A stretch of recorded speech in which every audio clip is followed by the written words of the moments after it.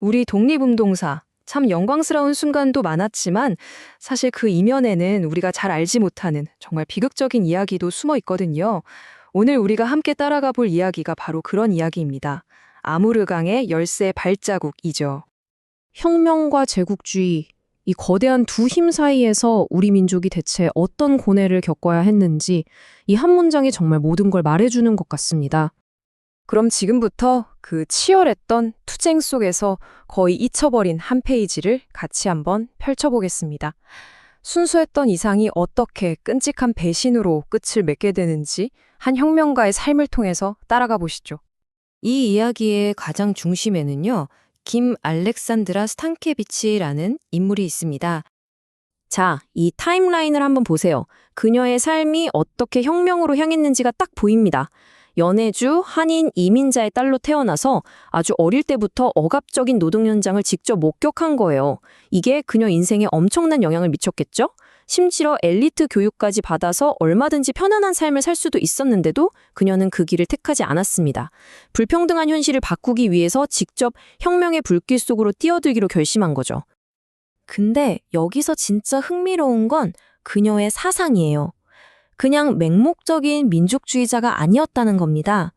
그녀한테 가장 중요했던 건 인간 해방, 바로 그거였어요.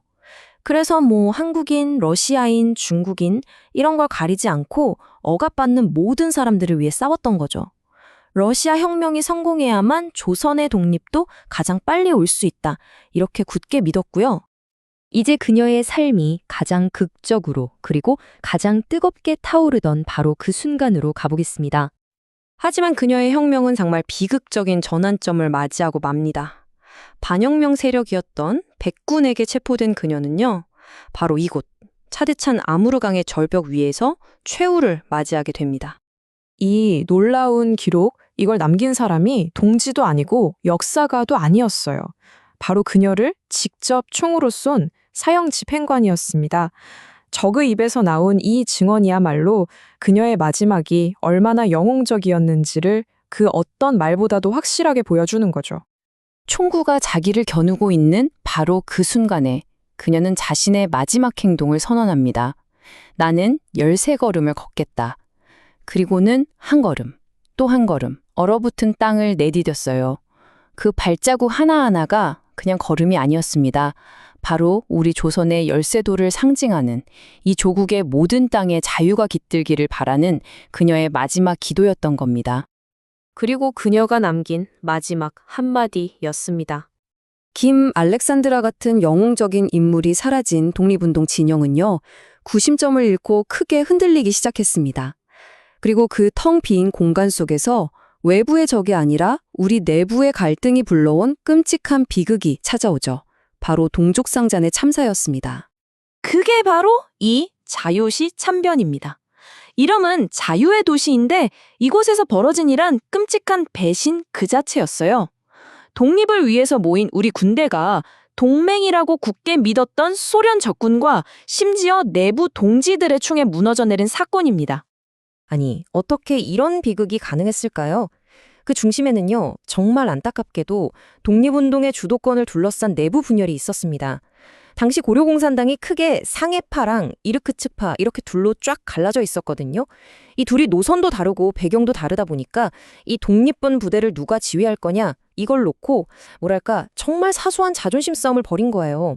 바로 이 이기적인 권력 다툼이 결국 동지에게 총부리를 겨누는 최악의 결과를 낳고만 거죠. 결국 그들을 이끌던 리더들의 이런 사소한 감정 싸움 때문에 조국의 독립 하나만 보고 모여들었던 수많은 젊은이가 동지의 손에 너무나도 허무하게 희생되고 말았습니다. 이렇게 분열하고 붕괴한 결과가 얼마나 비참했는지는 한 영웅의 말년을 통해 아주 상징적으로 드러납니다. 봉오동 그리고 청산리 전투를 승리로 이끈 위대한 영웅이죠. 홍범도 장군, 다들 기억하실 겁니다. 바로 그 자유시 참변의 소용 도리 속에서 모든 걸 잃은 그는 결국 중앙아시아로 강제 이주되었고요. 카자흐스탄의 한 극장 경비원으로 정말 쓸쓸하게 생을 마감했습니다.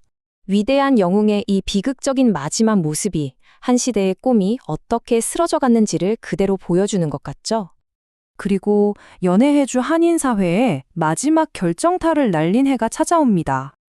1937년 스탈린이 연해주의의 모든 한인을 중앙아시아로 강제 이주시키라는 명령을 내립니다. 딱 24시간의 여유만 주고 사람들을 닭장 같은 화물칸에 그냥 실어 보낸 거예요. 수개월에 걸친 그 끔찍한 여정 속에서 수많은 사람이 죽어 넣어갔고요. 거의 100년 가까이 이어져 온 한인들의 삶의 터전은 그렇게 흔적도 없이 사라져 버렸습니다. 그렇다면 우리는 이 잊혀진 역사를 도대체 왜 기억해야 하는 걸까요? 자유시천변이 우리에게 주는 가장 뼈아픈 교훈이 바로 이겁니다. 우리를 무너뜨리는 건 외부의 강한 적보다도 우리 내부의 분열과 갈등이라는 것. 이게 어쩌면 가장 무서운 적일지도 모릅니다. 김 알렉산드라의 그 순수했던 이상, 그리고 자유시에서 희생된 젊은이들의 그 뜨거웠던 열정, 이 모든 게 왜 결국 비극으로 끝나야만 했을까요? 이 역사는 우리에게 묻고 있습니다. 이상이 아무리 순수해도 그걸 실현해야 할 사람들이 분열한다면 과연 어떤 혁명이 진정으로 성공할 수 있을까요?